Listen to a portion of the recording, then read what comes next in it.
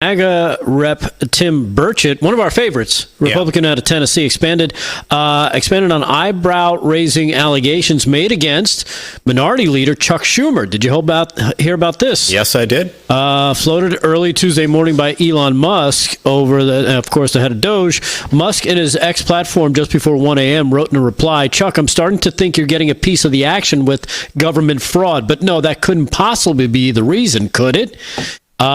Turns out Burchett was on with Benny Johnson, and here he is talking about the allegations that the paper trail is leading directly to one Charles Chucky the Schmucky Schumer, the Democrat senator from New York.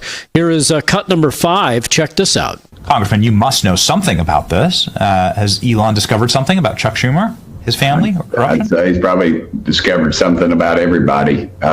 Elon's got that paper trail, and he told us in the meeting, in our little private meeting, there's a paper trail that's going back to Washington, D.C.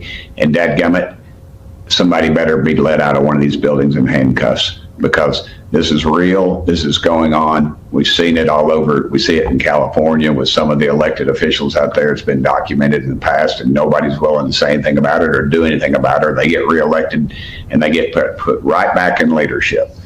And that's why it's so important to have a Justice Department that's not weaponized against the people, but is weaponized against corruption. And we've currently got that. We've just got to hold on to it. And I don't know if we've got the guts or the willpower to do it, because Congress is gutless, Benny. Congress is gutless. Every day, we ought to be demanding that these bills move forward, and nobody's doing it. Nobody. Yeah, so there he is talking about it. The Tennessee Republican also talked about other things in that clip, but as you can tell, this is going to have some reverberations through D.C. as everybody knows who Chuck Schumer is.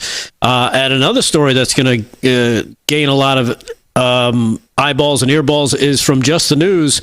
John Solomon, as he's reporting, Senators Ron Johnson and Chuck Grassley sent a letter to FBI Director Kash Patel and U.S. Attorney Pam Bondi with evidence revealing that the Biden White House directly helped Special Counsel Jack Smith in his January 6th investigation into President Donald Trump. According to the letter, the White House counsel's office secretly obtained Trump and then Vice President Mike Pence's former cell phones on behalf of the prosecution.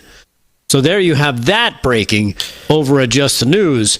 And to just say that sentence again, so everybody can just take that in. Yeah.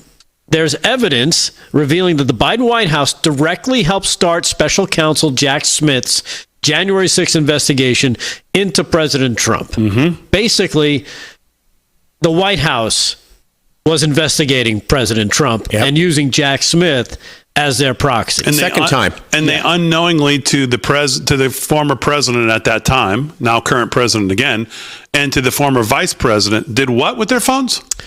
Turn them over to Jack Smith's team. The new whistleblower emails also show that a future member of the special counsel team for Jack Smith was an anti-Trump FBI agent who was closely involved in the origins of the FBI probe.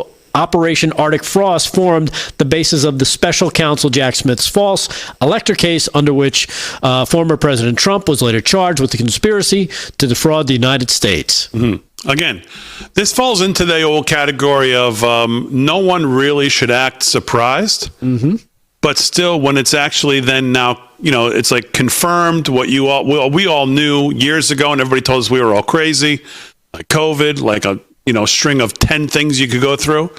It's just, once again, you just shake your head and go, what these people got away with. Right. But in the end, we all knew. Of course, the White House is directing these things. Of course, Biden's, well, not him, but of course, Susan Rice, Barack Obama, Valerie Jarrett, all of them were directing all of this. The White House, of course, knew what was going on. Of course, they were talking to the Attorney General. Of course, he had his hand in it. Of course, the second in command left the Attorney General's office to go to New York for that specific reason, to get Trump. No, he wasn't looking for a downgrade. You don't leave one of the most prestigious jobs in the world to go work at the SDNY. Right, please. Unless you're put there specifically for a reason. Give me a break. And don't forget, of course, Fani Willis sent her boyfriend up to D.C. a half a dozen times to meet with the Biden people about what they could do in Georgia.